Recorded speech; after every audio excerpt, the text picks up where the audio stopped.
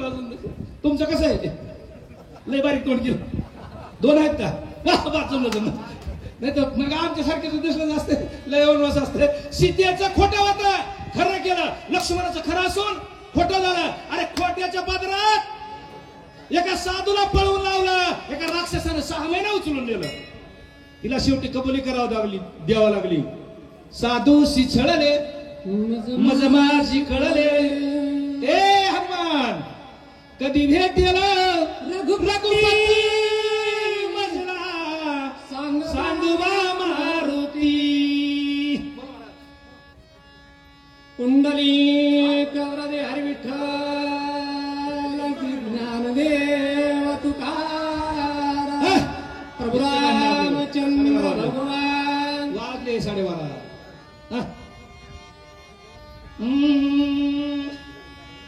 जट रावण जटावी विखंड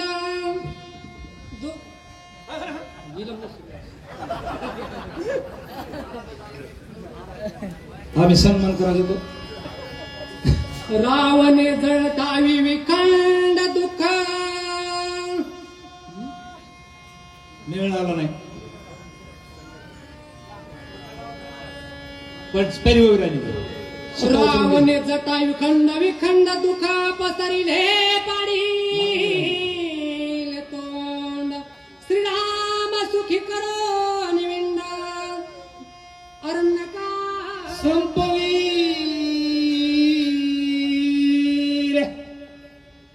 चांगला साधू सीतेने हकलून लावला माझ्यासारखा खोटा साधू तिथं आला ए भिक्षा रे माय म्हणली माय लय भगवे कपडे तर किती केस वाढविलेले काय जटाच्या तो चुंबळे झाल्या नकत ह्याची इतकले वाढले बुवा जेवायला बसा म्हणला बाई मी घर खात नाही मला कोर्ट धान्य द्यावं लागतं दक्षिणा द्यावं लागतं आम्ही नदीवर जाऊन ते शिजवून खातो बघा कुणाला अनुभव आला असला तर माय आम्ही भिक्षा घेत नाही फक्त पैसा घेतो आई मी घरात येत नाही मग बाहेर आणून भिक्षा वाढा खरा साधू हा करून लावला खोट्या साधूला भिक्षा वाढायला बाहेर गेली बाहेर आल्याबरोबर रावणानं उचलल्यावर मला वाटतं तिथं कितीतरी लाख ऋषी होते भजन करणारे होते टाळ वाजविणारे होते पोत्या सांगणारे होते कीर्तन करणारे होते एक पुढे आला नाही एक भागरेवाला की फरार सगळे पळून गेले मला एक सांगा रामाला सहकार्य रामाच्या काळात त्रेतायुगात माणसं होते का नाही चाळक महाराज रामाला सहकार्य माणसाने का केलं नाही कुठं ऐकलं तुम्ही रामाला सहकार्य माणसाने केलं सगळे माणसं फरार जन हे दिल्या घेतल्याची लोकाला दिलं घेतलं चांगलं म्हणलं तर लोक नाही बाबा महाराज चांगला माणूस आहे जरा झुनकून बोलाय का त्याला ते म्हणजे याच्यासारखा बेकार याच आहे त्याचं तोंड चांगलं नाही असं लोक सहज म्हणते मग रामाला सहकार्य गिधाड पहिलं सहकार्य गिधाड गीत म्हणाय पाहिजे लय संस्कृत बोलाय पाहिजे मला लय संस्कृत बोलू वाटत नाही मला लोकांना कळायसारखं बोलावं वाटतं गिधाड आलं सीता सोडविले स्वतःचा देह जावा अथवा राहो अरे त्यानं प्राण दिला पण एका परकी आपल्याची इज्जत राखण्याचा प्रयत्न केला रामाच्या मांडीवर जीव दिला परोपकार केला रामाच्या मांडीवर जीव दिला 180 वर्षाचे भीष्माचार्य समोर द्रौपदीची साडी फेडल्या गेली भीष्माचार्य शब्द बोलले नाहीत त्यांच्या वेळेस मी कृष्णाचा अवतार होता कृष्णाच्या मांडीवर नाही मृत्यू आला बाणाच्या शय्येवर मरावं लागलं जसं जैसी करणे जिथं काही सुट्टी नाही बाबा बापाचं पुण्य आपल्याला मिळणार नाही आपल्यालाच करावं लागल केले कर्म झाले त्याची सीता शुद्धीचे विलाप रूपा श्रीराम पुरवणी पर्वताचे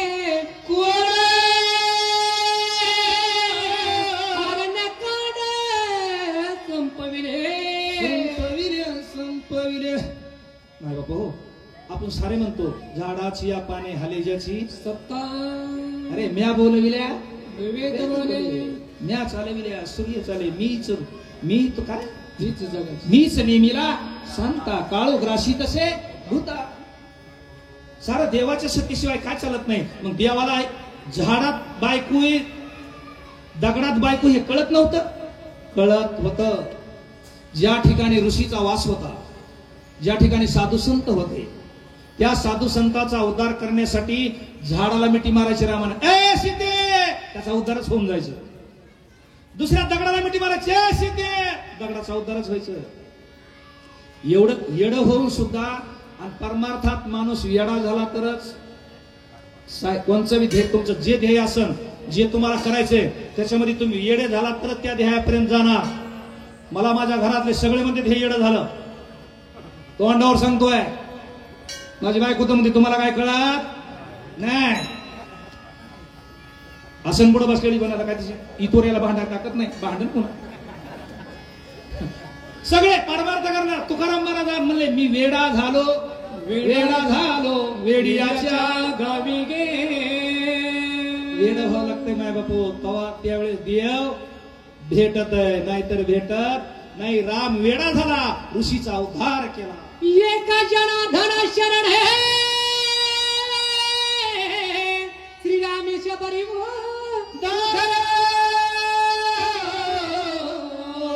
केले अरणकांड संपूर्ण परिपूर्ण श्रीरामे, परिपूर्ण श्रीरामे. हा देह परिपूर्ण का होतो? माणसाचं मन परिपूर्ण कधी होतं? एक बंगला बांधल्यावर, 25 एकर जमीन घेतल्यावर नाही हो. परमार्थात आलं की, परमार्थात आलं की महाराज, पवार महाराज, परिपूर्णच माणूस होतो.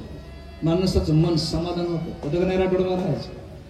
पुन्हा काही आशा राहत नाही. बस माणसाची इच्छाच पूर्ण होते. परमार्थात माणूस परिपूर्ण होतो. रामानं परिपूर्ण करून टाकले लोक. जी लग्न ठरलं, लग्न 2 मिनिट घेतो बरं का आता.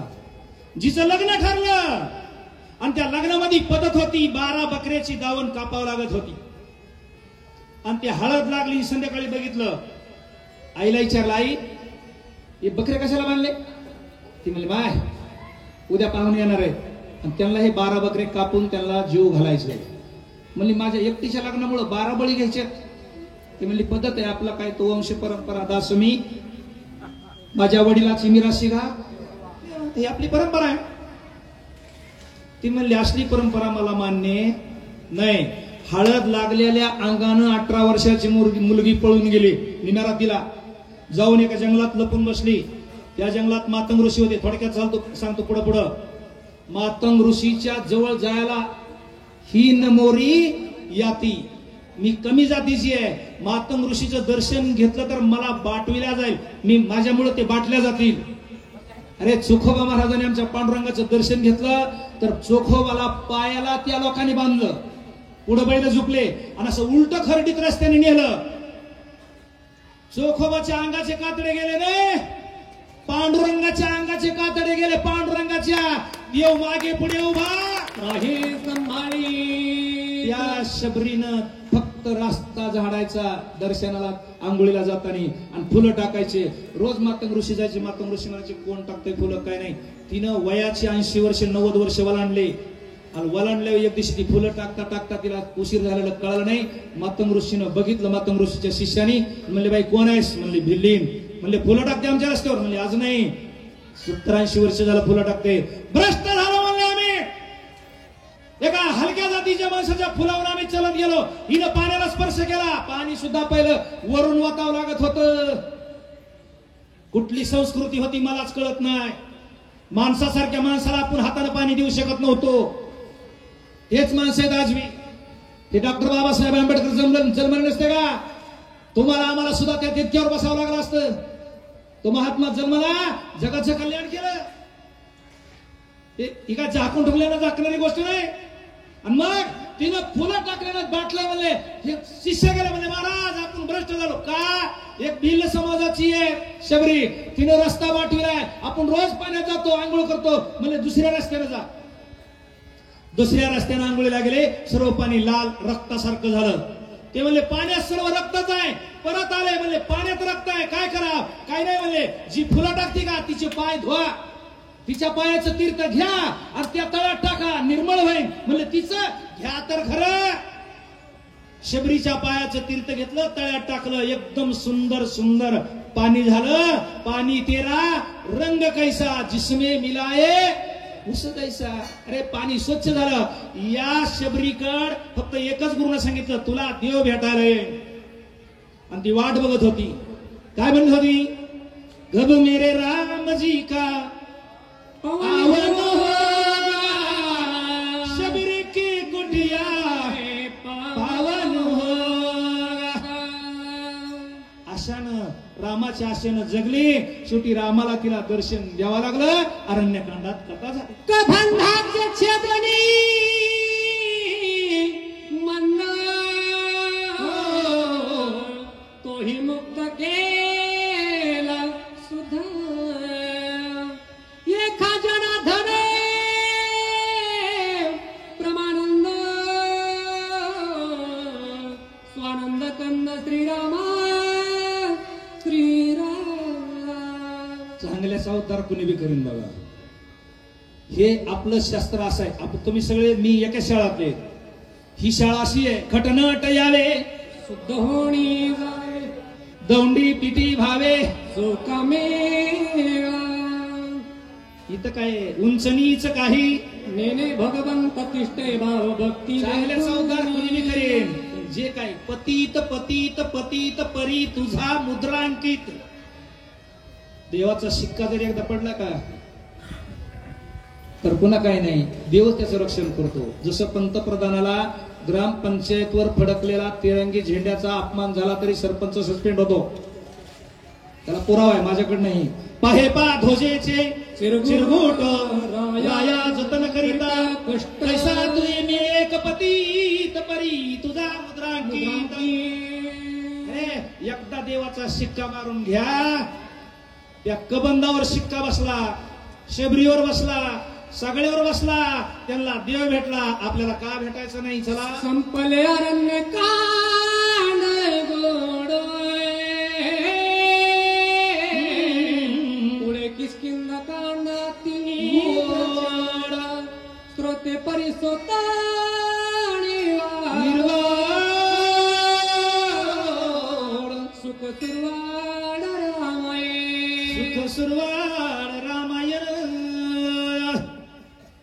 आपण कधीपासून रामायण ऐकतो? 1978. काही बरोबर आहे?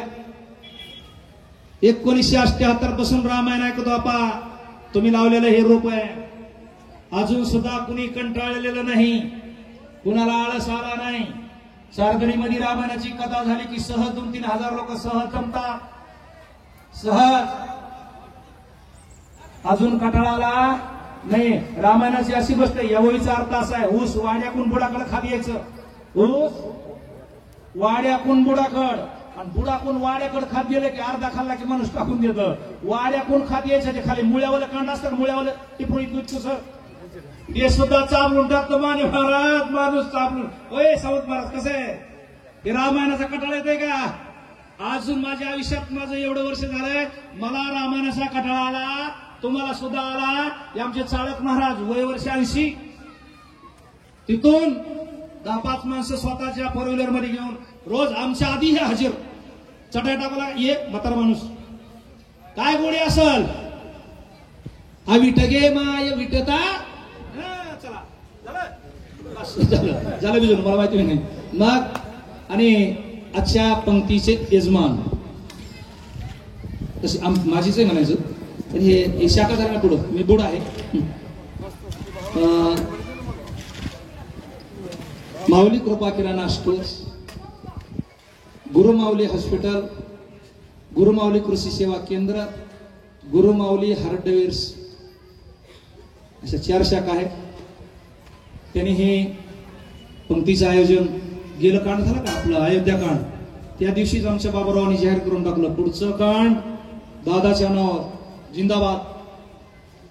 मग सगळी व्यवस्था झाली, सगळं केलंय, सगळं आनंदानं खुशीनं सगळ्याच्या मनोभावाप्रमाणे केलंय. एकच विनंती, हनुमानजी थोडं पिताजीला सांगा, आला असलं तर वाऱ्याला म्हणा थोडं माणसं जे वस्तू पुढे घेऊन, एवढीच विनंती आहे, दुसरं काही नाही. सगळ्याच्या मुखात प्रसाद जावा याच्यासाठी याच्यासाठी केला होता अट्टहास. आता मला वाटतंय पुरुष आणि महिला एकट्या बसतील का? नाही, तुला वाटले का?